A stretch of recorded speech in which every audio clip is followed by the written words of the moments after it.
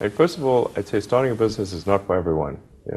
So generally, starting a business, I'd say number one is have a high pain threshold. That's it. There's a friend of mine who's got a good saying, which is that starting a company is like eating glass and staring into the abyss. Okay, that's generally what happens, because when you first start a company, there's lots of optimism and things are great, and then so happiness at first is high. Then you encounter all sorts of issues, and happiness will steadily decline, and then you'll go through a whole world of hurt.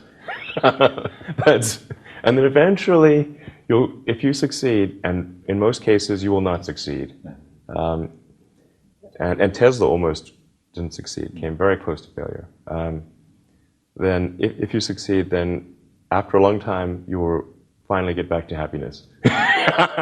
I think too is you've got to make sure that whatever you're doing is a great product or service. It has to be really great. And I go back to what I was saying earlier, where if you're a new company, I mean, unless it's like some new industry or new market that, if it's an untapped market, then the standard is lower for your product or service. But if you're entering anything where there's an existing marketplace against large entrenched competitors, then your product or service needs to be much better than theirs. It can't be a little bit better, because then you put yourself in the shoes of the consumer, and they say, why would you buy it as a consumer? You're always going to buy the trusted brand unless there's a big difference.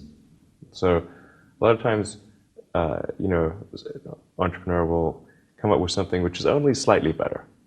And it can't just be slightly better. It's got to be a lot better.